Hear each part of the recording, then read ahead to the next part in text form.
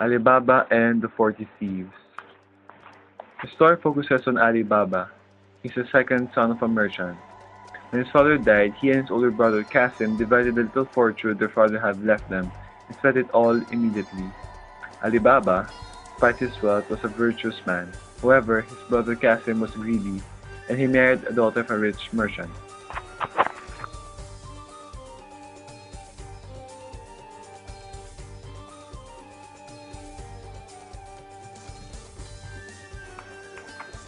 During those times, caravan raids were very prominent.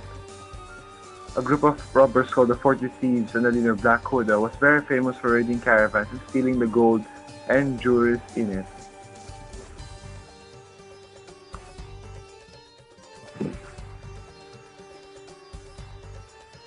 One day, Ali Baba was gathering firewood. Suddenly, he heard hoofing of horses coming to his direction. He immediately hid himself within the bush, and he witnessed the 40 thieves storing their stolen riches in a hiding place. Their leader, Black Koda, shouted the words, "Open sesame!" And suddenly, the hill split open and there was a cave full of treasures. As the thieves were leaving, Black Koda shouted the words, "Close sesame!" And the cave closed itself. Ali Baba waited until the thieves left the cave so that he can steal the treasures within. He shouted the same words as Black Koda shouted and left with the sacks of treasure with him.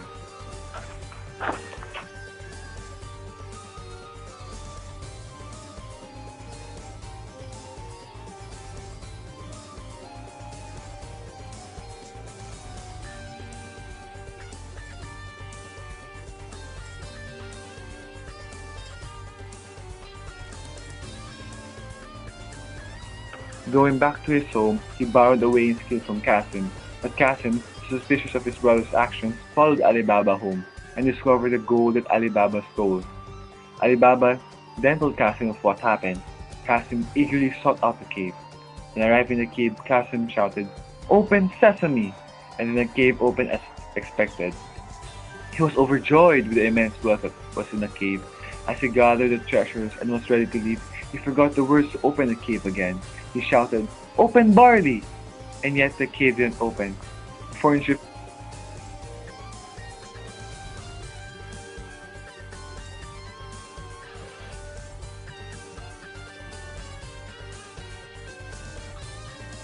Cassian, the 40 thieves and Black Koda arrived at the cave. As the cave opened, Cassian ran blindly out of the cave and was stabbed by Black Koda.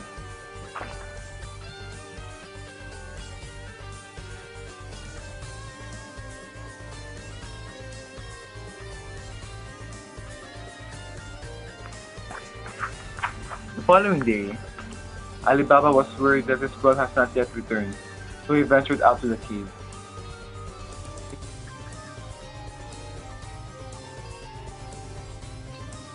He fell on his knees when he saw his brother hanging on a tree, lifeless. He brings his brother down and carries him to the city. Morgiana, the savior of his brother, called for the tailor, named Baba Mustafa, and requested to have Qasim patched up and stitched for the burial.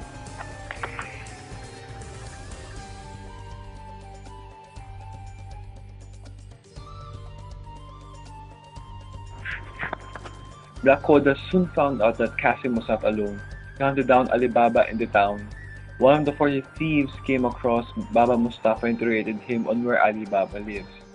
The thief put an X mark on the door of Ali Baba's home. Luckily, Morgiana was able to leave the house and do an errand. She then noticed the mark on the door, and immediately she put similar marks on the doors of the neighborhood that caused confusion of the 40 thieves.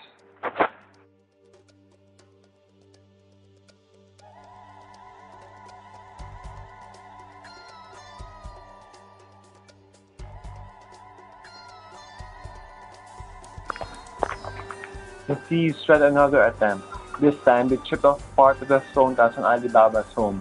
Morgiana, again, saved Ali Baba by chipping off other stone tiles of their homes.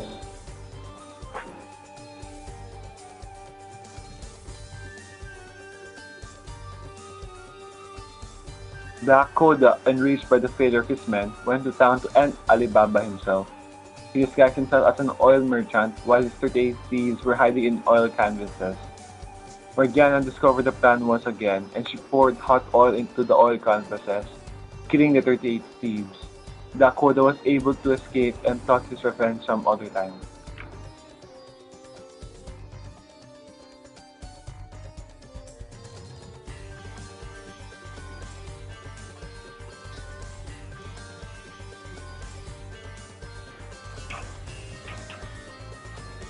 As Alibaba and Morgana celebrated the demise of the 40 thieves, Alibaba requested Morgana to dance.